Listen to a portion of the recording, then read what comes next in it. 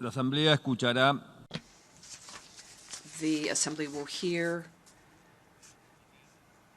an address by the Prime Minister of the Islamic Republic of Pakistan, His Excellency Imran Khan. May I request protocol to escort His Excellency? I have great pleasure in welcoming His Excellency Prime Minister of the Islamic Republic of Pakistan, and I invite him to address the General Assembly. Bismillah ar-Rahman ar-Rahim. Iyyaka na'budu wa iyyaka nasta'in. Mr. President, Honorable Secretary General, Excellencies, ladies and gentlemen, I feel honored today to represent my country at this forum of world leaders, where we have a chance to discuss problems that the world is facing. I want to talk about a lot of problems, but just 4 today. And I especially came to this forum despite a difficult time in my country, facing challenges. I would not have come, but because I feel that there are some very urgent problems which the world must address. So first of all, I start with climate change. So many leaders have talked about climate change. But Mr. President, I feel that there is a lack of seriousness. Perhaps world leaders some of the leaders who can do a lot, do not realize the urgency of the situation. We have a lot of ideas, but as someone said, ideas without funding is mere hallucination. Pakistan, I'll give you start with my own country. Our country is amongst the top 10 nations in the world which are most affected by climate change. We depend upon our rivers. We are mainly an agricultural country. And 80% of the water in our rivers comes from our glaciers. The glaciers, not just on the Pakistani side, even India. The 80% of the water in Ganges and the Indian rivers also comes from the glaciers, from the Himalayan glaciers, Karakoram, Hindu Kush. And these glaciers are melting at quite a rapid pace. We detected already 5,000 glacial lakes in our mountains. And if this keeps going, if nothing is done, we are scared that humans are facing a huge catastrophe. In my country, when my party came to power in the province of KP, we planted 1 billion trees in 5 years. Now we've set ourselves a target of 10 billion trees in Pakistan. Idea being to counter the effects of global warming. But one country cannot do anything. This has to be a combined effort of the world. My optimism comes from the fact that the Almighty has endowed humans with great powers. We can do anything, provided our survival instinct is stirred up. And this is really what I hope that the United Nations will take a lead in this. There must be more emphasis. Richer countries must be pushed. Countries that are responsible for greenhouse gas emissions. They must be pushed because our country contributes minuscule amount to greenhouse gases. So I feel that the United Nations must take leadership in this. My second issue for me right now is even more critical.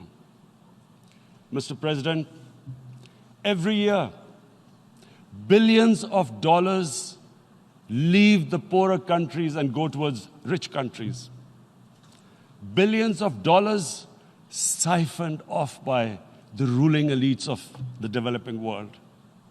And they find their way into Western bank accounts, offshore accounts, tax havens, expensive properties hidden behind companies bought in Western capitals.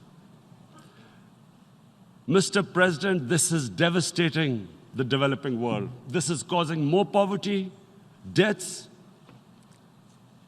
It's impoverishing the developing world. The difference between rich and poor countries is growing because of this.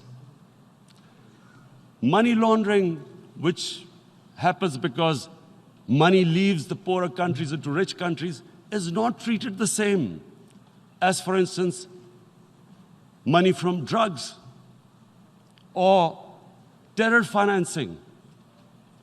The seriousness which terror financing and money from drugs, the way it is treated, it's not the same. The way the poor countries are being plundered by their elites. It's not happening. In my country, when I took charge of our government a year back, in the 10 years preceding that, our total debt went up 4 times. The debt we had accumulated in 60 years, just in 10 years, it went up 4 times. As a result, the total revenue we collected in 1 year, half of it went into debt servicing.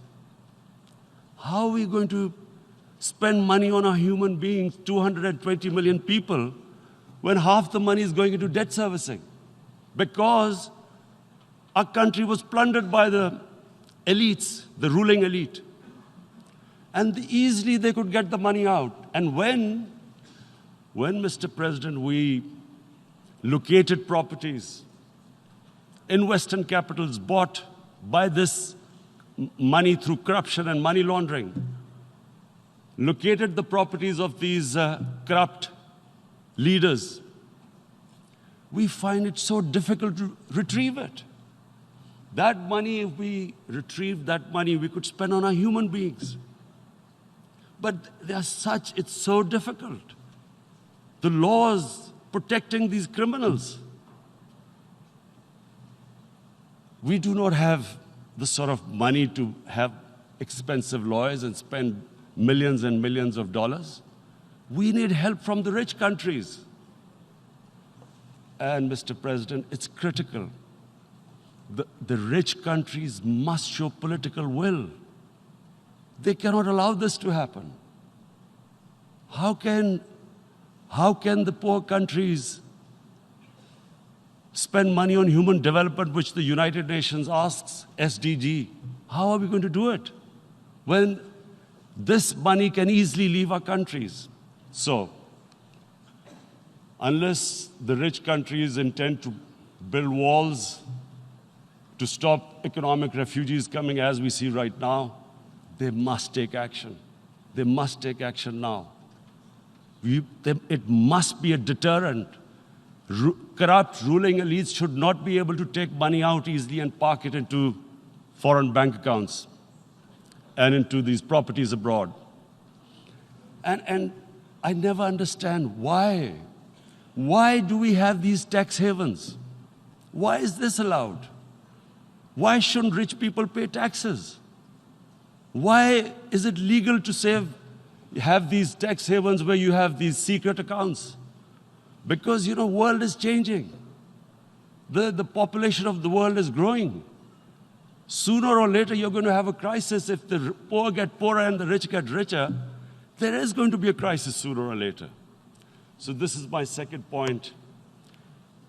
I hope that the United Nations takes a lead in this.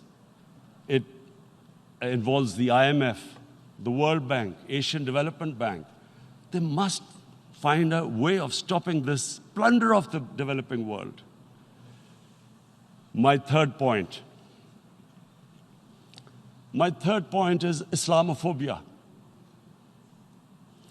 There are 1.3 billion Muslims in this world. There are millions of Muslims living in other countries, European countries, and the US as minorities. Islamophobia, since 9/11, has grown at a pace where it is alarming. Human communities live together. There should be understanding amongst them. But Islamophobia is creating a division. Muslim women wearing hijab, it's become an issue. It's become an issue in some countries. Hijab is some sort of a weapon. A woman can take off her clothes in countries, but she can't put on more clothes. How is this happening?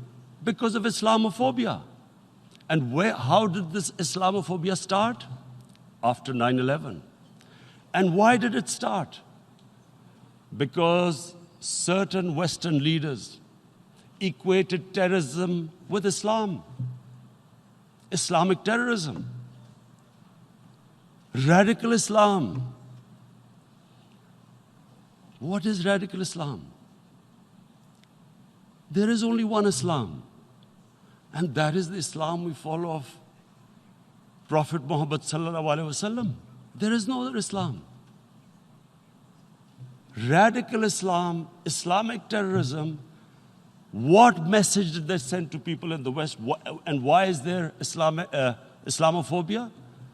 How is a person in New York, in the Midwest, in the US, in European capital, how is he going to distinguish between who is a moderate Muslim and who's a radical Muslim? Because terrorism has nothing to do with any religion. This Islamic terrorism, Islamic radicalism, and sadly used by leaders, this has been the main reason for this Islamophobia. And it has caused pain amongst Muslims. We in Muslim countries watch this Islamophobia traveling abroad, and it's getting worse. And may I just say, Mr. President, that in European countries, it is marginalizing Muslim communities. And we all know that marginalization leads to radicalization. Some of the people who ended up as militants in Syria and other places were from marginalized Muslim communities. And my point here is that we must address this issue.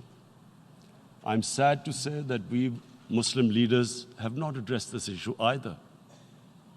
After 9/11, when this thing came about war against radical Islam, rather than Muslim leaders trying to explain to the West that there is no such thing as radical Islam, in all human communities, they are radicals. They're liberals and rest are moderate.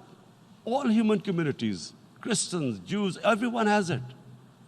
But Islam is not radical, neither Judaism, neither Christianity, neither Hinduism. No religion preaches radicalism. The basis of all religion is compassion and justice, which differentiates us from the animal kingdom. But unfortunately, the Muslim leadership was so scared of being called radical Islam that all of them became moderates. In Pakistan, we were in the eye of the storm, and our government coined a phrase called enlightened moderation. No one knows what it meant. But everyone started putting on Western suits that they were moderates, started speaking. Even those who didn't know English would speak English because they were moderates. No one had a clue what it was. Because we, in the Muslim world, did not explain to the West that there is no such thing as radical Islam. One of the reasons why after 9/11, Islam was supposed to be equated with terrorism was suicide attacks. Because the 9/11 bombers did a suicide attack, all sorts of theories came up that the Muslims are involved in suicide attacks because they will get virgin in heavens. Some came up with, what about women, suicide attackers? So this bizarre thing happened. No one explained. Suicide attacks and Islam were equated. No one did research that before 9/11, the majority of suicide attacks in the world were by Tamil Tigers, who were Hindus. No one blamed Hinduism, and quite rightly. What has Hinduism got to do with what desperate people were doing in Sri Lanka? We all know about, we've seen films about Japanese kamikaze pilots at the end of the Second World War doing suicide attacks. No one blamed the religion. But here we were trying to prove we were moderates and not explaining to the West. But the most important thing I wanted to say here today, in explaining this Islamophobia, Mr. President, and I feel it's very important because I've spent, because of I played professional sport in England, I spent a lot of time there. So I know how the Western mind works and how West views religion. So where the misunderstanding about Islam came. And one of the reasons it caused Islamophobia. That was, in 1989, this book was published, maligning, insulting, ridiculing our Prophet Muhammad sallallahu alaihi wasallam. And there was a reaction in the Muslim world. The West couldn't understand what was the problem. Because in the West, because I have spent so much time in the West, religion is perceived completely differently. They don't look upon religion like we do. And so, Islam was supposed to be an intolerant religion. It was against freedom of expression. And Islam took a real beating 30 years ago. I still remember it became a watershed. And every 2 or 3 years, someone would malign our Prophet, peace be upon him. There would be a reaction by the Muslims. And again, it was Islam, an intolerant religion. Again, this time,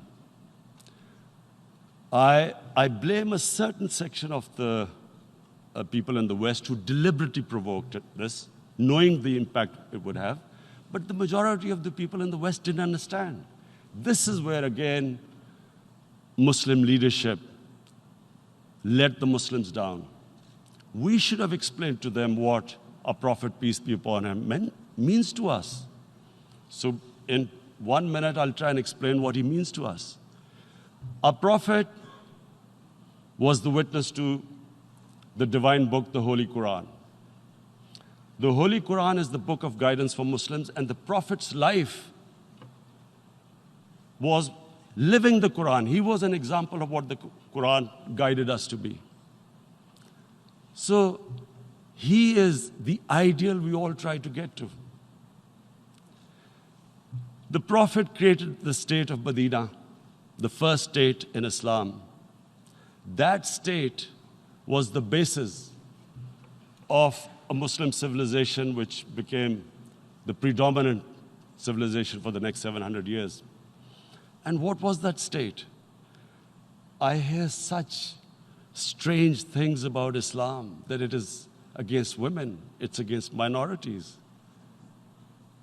The first state of Islam in Medina, it was the first time a welfare state was set up. The state took responsibility of the weak, widows, orphans, poor people, handicapped. It taxed the rich, spent the money on the poor. The state announced that all human beings are children of Adam, hence equal, whatever the color of their skin. The state announced, the Prophet announced that, and slavery, the whole system depended on slavery as it did for many years in the Western societies.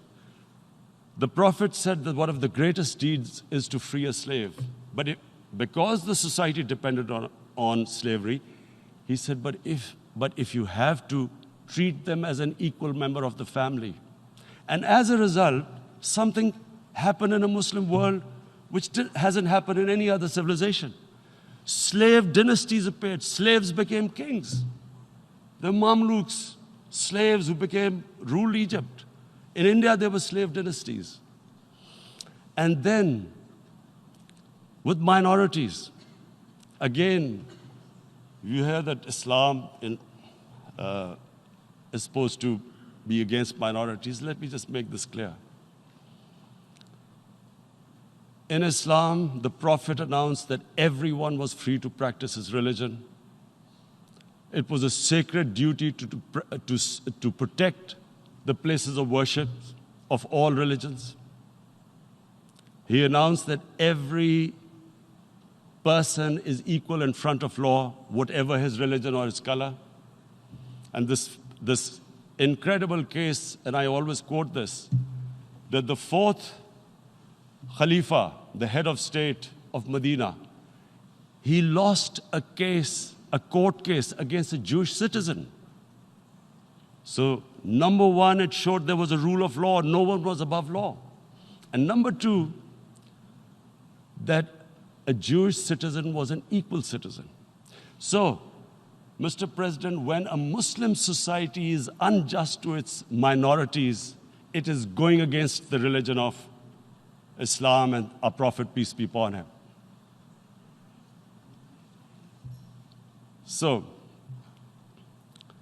it is important to understand this. The Prophet lives in our hearts. When he's ridiculed, when he's insulted, it hurts. As we human beings understand one thing: the pain of the heart is far, far, far more hurtful than physical pain. And that's why the Muslims react. And I always thought that if I ever had the stage, I would try and explain this to the world community, especially to the Western community, because having lived in the Western community, people didn't understand this. When I first went as a teenager to England, there was a comedy film on Jesus Christ. It's unthinkable in Muslim societies. So we need to explain that, look, in a human community, we must be sensitive to what causes pain to other human beings. We have, in the Western society, and quite rightly, the Holocaust is treated with sensitivity because it gives the Jewish community pain. That's all we ask. That do not use freedom of speech to cause us pain by insulting our Holy Prophet. That's all we want. And now, the number fourth point, Mr. President, and this is the most critical point, is the reason why I especially came here. It is about what is happening in Kashmir. Before I go on this, I want to make one thing clear, that when we came to power, my first priority was that Pakistan would be a country which will try its best to bring peace. We had been through this war on terror. We joined the United States war on terror after 2001. And Pakistan went through one of its worst periods where 70,000 Pakistanis died and over 150 billion was lost to our economy. And Mr. President, I opposed the war because in the 80s, Pakistan had joined the Western countries in what was the freedom struggle then in Afghanistan against the Soviets. And it was funded by the Western countries. These Mujahideen groups, which were treated in guerrilla warfare, were trained by Pakistan Army, funded by the Western countries, and especially US, and they waged what was a freedom struggle in Afghanistan. The Soviets called them terrorists. We called them freedom fighters. 1989, the Soviets retreated. The Americans packed up and left. Pakistan was left with these groups. Come 9/11, Pakistan joined the United States in this war on terror. And now our government was supposed to, the reason why I opposed joining this war, because here we had indoctrinated them in jihad, meaning freedom struggle against foreign occupation. Now, because we had joined the US, and the US had occupied Afghanistan, now we were supposed to tell them that, no, this is not freedom struggle and jihad, it's terrorism. So that's why I tried to tell then government that, stay neutral because you will have leverage over them. You will be able to control them. But if you join them, you become collaborators and they will attack you, which is what happened. They turned against us. We went through a nightmare. 70,000 people killed in a war we had nothing to do with. No Pakistani was involved in 9/11. Taliban were in Afghanistan. Al-Qaeda was in Afghanistan. What had we to do with it? 70,000 Pakistanis died. So when we came to power, we decided that we would dismantle what was left of these groups. And this decision was taken not just by us, but by all the political parties in Pakistan. Unfortunately, they didn't implement it. So we came to power, we decided to implement it, and we dismantled whatever was left of the groups. And I know that India keeps accusing us that there are these groups there. I would like the United Nations to send observers, see for themselves what we've done. No Pakistani government would have dared to do this because it would have created strife. But we decided that there would be no militant organizations in Pakistan. So I need to give you this background and to what I'm going to say later on. And secondly, we started mending fences. I invited the Afghan president. We developed a relationship with Afghanistan. We had problems with Iran. We mended fences there. And then India. Now let me just give you a little background about my relationship with India. Because of cricket, and cricket being it's a passion in the subcontinent, I had great following in India.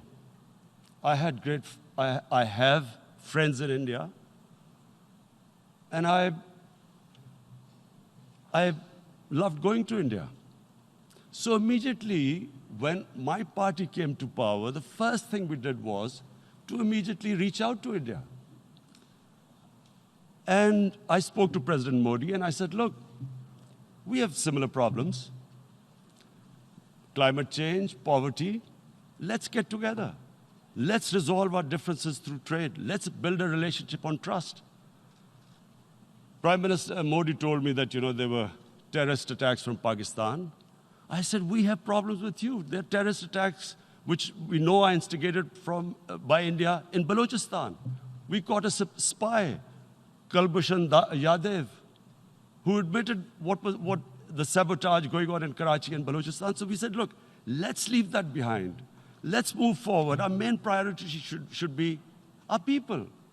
The highest number of poor people live in the Indian subcontinent. Unfortunately, didn't make any headways. Our foreign minister was supposed to meet on this in the UNGA last year. India cancelled it. We thought that it's their election coming up. It's a nationalist, ultra-nationalist party. It doesn't want to cozy up to Pakistan. So we thought, okay, we'll wait till the elections. Meanwhile, a 20-year-old Kashmiri boy, whose father said was radicalized by the security forces in Kashmir, blew himself up on an Indian convoy. Immediately, India blamed us. I spoke to the Indian public on television. I said, if you give us any iota of proof, we will immediately take action, because we've clamped down on these groups. Rather than sending us any proofs, they sent their jets in, they bombed us. We retaliated. A jet, 2 of their planes were shot down, 1 pilot bailed out in Pakistan. We immediately returned the pilot, saying that, look, we do not want any escalation. Rather than taking that as a peace gesture, the entire campaign, almost the entire campaign of Mr. Modi in the election was how he had taught Pakistan a lesson that jets had killed 350 terrorists. Complete lie. They had just killed about 10 trees of ours, which was quite painful given that, we are growing all these trees. He then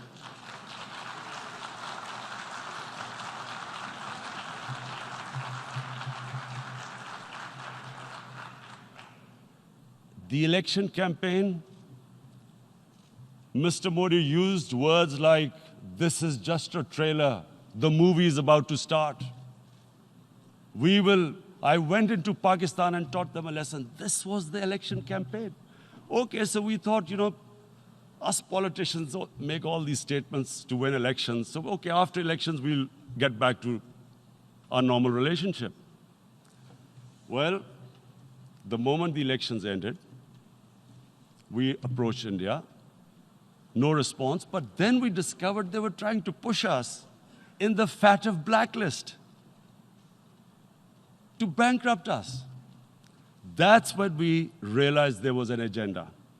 And that agenda became obvious on the 5th August when India went against 11 United Nations Security Council resolutions, which say that Kashmir is a disputed territory and the people of Kashmir have the right of self-determination.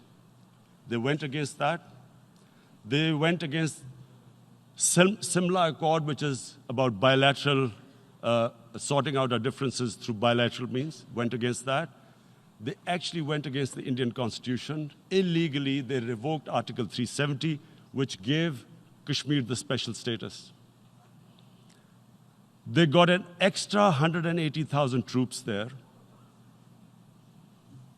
Total number of security forces in Kashmir now are 900,000. And they put 8 million people of Kashmir under curfew.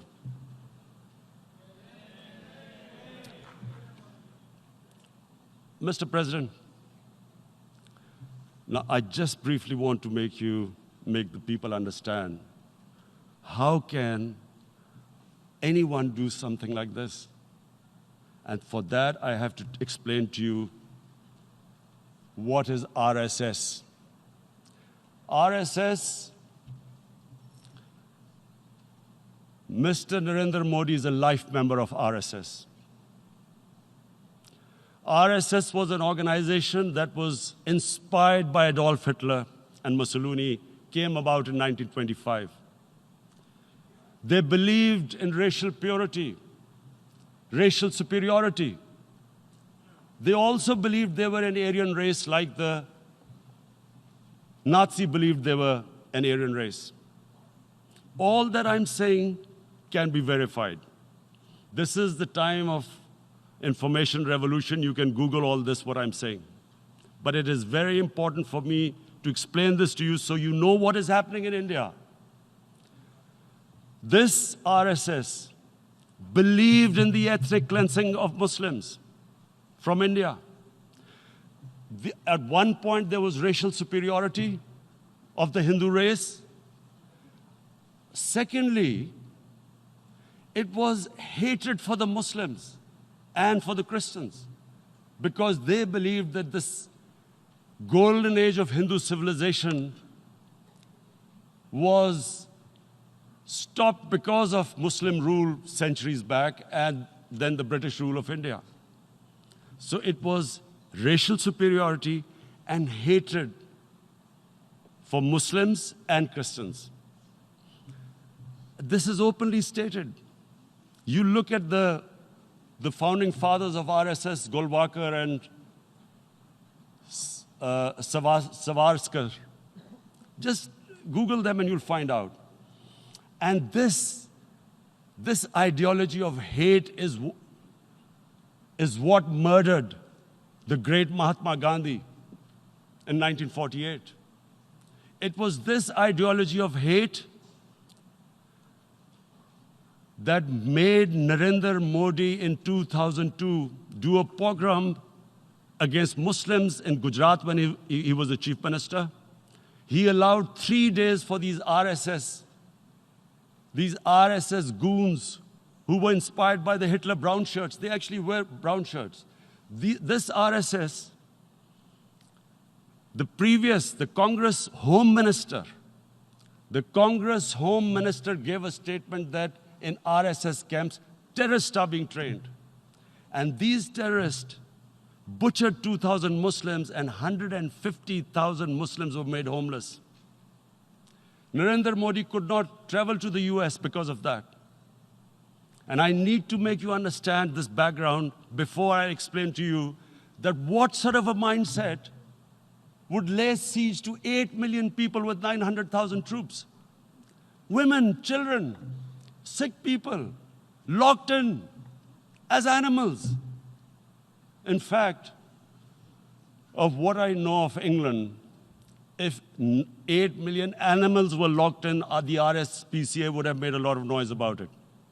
These are human beings.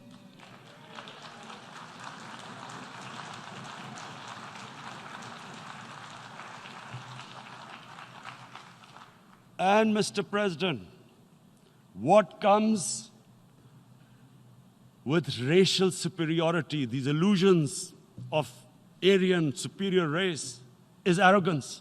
The two go together. And it's arrogance that makes people make mistakes and do stupid things. Cruel things like what Narendra Modi has done. It's sheer arrogance. And it's arrogance that has blinded him from the fact that what is going to happen when the curfew is lifted? Has he thought about it? This hasn't been thought through. What is he going to do when he lifts the curfew? Does he think that people of Kashmir will quietly accept the status quo because India has changed the constitution and taken away the special status? They'll accept that? Mr. President, 100,000 Kashmiris have died in the past 30 years because they were denied the right given by the United Nations, the right for self-determination. 100,000 have died and 11,000 women have been raped. There are 2 United Nations human rights reports on this. The world hasn't done anything because India is a huge market, 1.2 billion people. Sadly, the material prevails over the human. But this has serious consequences. Again, I repeat, that's why I'm here. Look, what is going to happen when the curfew is lifted will be a bloodbath. The people will come out. There are 900,000 troops there. They haven't come to, as Narendra Modi says, he's done this for prosperity of Kashmir. This is supposed to be for the development. These 900,000 troops, what are they going to do when they come out? There'll be a bloodbath. Has he thought it through what happens then? Mr. President, has anyone thought that what happens when there is a bloodbath? What do you think the impact will have on people of Kashmir? What do you think they will think? The way they have been boxed in their houses, treated like worse than animals, no rights. Thousands of all the political leadership has been arrested, taken out of Kashmir. Even those Kashmiri leaders who were pro-India have been taken out. 13,000 boys have been picked up and taken to God knows which destinations. So what do they think? What will the people of Kashmir do when they lift the curfew? They will be out in the streets. And what will these soldiers do? They will shoot them. They've already used pellet guns, blinded young boys. In the last 6 years, the 5 years, the oppression that has gone on in Kashmir. And so, Kashmiris will be further radicalized. Mr. President, there will be another Pulwama. And guess what? India will blame us. They're already blaming us. They're saying all this is happening because of Pakistan. One of their defense ministers said, there are 500 terrorists lined up on the border to go in. Why would Pakistan send 500 terrorists when there are 900,000 troops? What impact are they going to make? What will they do? And don't we know that the moment there is some terrorist attack, all that will happen is there'll be further cruelty and oppression of the people of Kashmir. We will just give the 900,000 troops to further crush the people of Kashmir. And then we'll give the Indian government an excuse that, look, Pakistan is a terrorist state, and this mantra that has gone on, Islamic terrorism. The moment you use this catchword, Islamic terrorism, the whole world turns away. No one talks about human rights. You can do whatever you want, which is what has happened in Kashmir, because they keep using this word, Islamic terrorism. And this is what they're doing right now. What do we benefit from further increasing the cruelty on the people of Kashmir? And why would we want this? But there is no other narrative left for India. As when they lift the curfew, whatever happens, Pakistan will be blamed, and there is always a danger of another Pulwama. They might come and bomb us again, and then another cycle might start. And what does Narendra Modi think? That 180 million Muslims of India are thinking right now. Aren't they watching these Kashmiris stuck inside for 55 days they've been stuck in? Aren't they watching? What do you think? Don't you think that the Muslims will be radicalized in India? And I'm talking about 180 million people. And when they get radicalized, there will be some incident in India somewhere down the line. Again, we will be blamed. And I'm warning you right now, again, we will be blamed. And, Mr. President, what about 1.3 billion Muslims who are watching this? And they know that it is only happening in Kashmir because they're Kashmiri Muslims. This is not happening to Kashmiri Hindus. They know that this is happening because of their religion. So what do you think they will be thinking? What do you think the Jewish community would think if they were, forget 8,000 Jews stuck like this? What do you think Europeans would think? What do we think? I mean, any human community, if their members are stuck like that, what do you think they will think? Are we a children of a lesser God? Is it not going to cause us pain? And then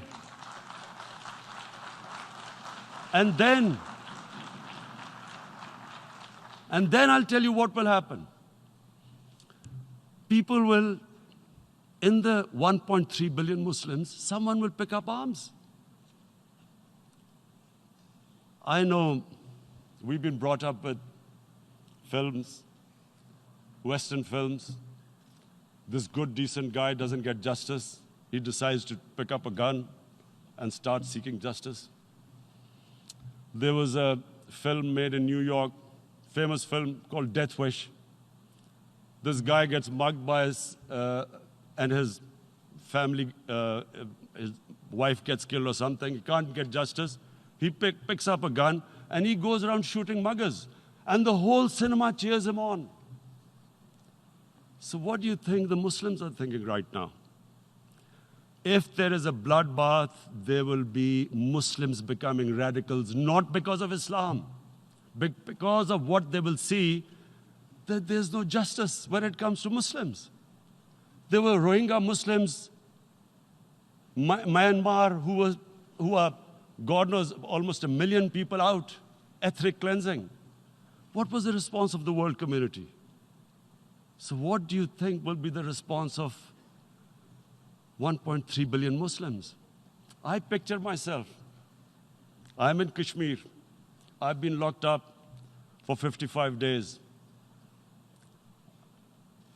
I have heard about, and there are rapes, Indian Army going into homes, soldiers. Would I want to live this humiliation? Would I want to live like that? I would pick up a gun. You're forcing people. You are forcing people into radicalization. When people lose the will to live, what is there to live for? And this is what, if you can do this to human beings, you are actually radicalizing people. And so, Mr. President, I want to repeat here, this is one of the most critical times. There will be a reaction to this. Pakistan will be blamed. 2 nuclear-armed countries will come face to face like we came in February. And before we head in that direction, the United Nations has a responsibility. This is why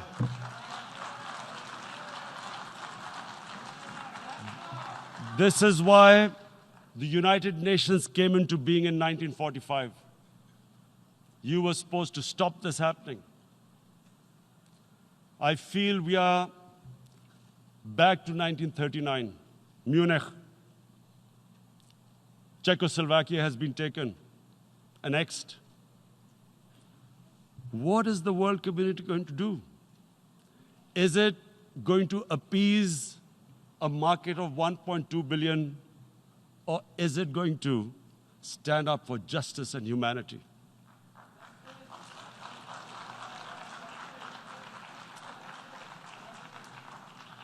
If this goes wrong, you hope for the best, but be prepared for the worst.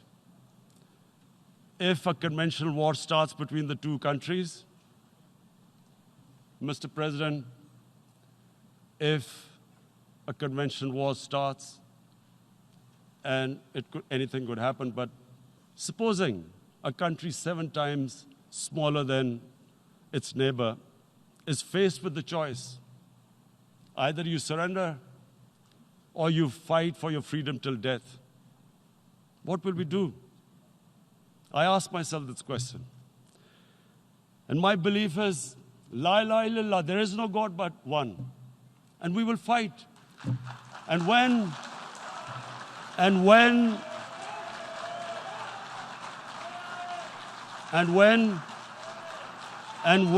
a nuclear-armed country fights to the end, it will have consequences far beyond the borders. It will have consequences for the world, which is why I repeat I'm here. Because I'm warning you, it's not a threat. It's a fair worry that where are we headed? And I've come here to tell the UN, you've got to, this is a test for the United Nations. You are the one who guaranteed the people of Kashmir the right of self-determination. They are suffering because of that. And this is the time. This is the time not to appease like in 1939 appeasement took place. This is the time to take action. And number 1 action must be that India must lift this inhuman curfew, which has lasted for 55 days. It must free all political prisoners, and especially those 13,000 boys that have been picked up. Parents don't know where they've disappeared. And then the world community must give the people of Kashmir their right of self-determination. Thank you. En nombre de la Asamblea General agradezco. On behalf of the General Assembly, I would like to thank His Excellency, the Prime Minister of Pakistan, and I ask protocol to escort His Excellency.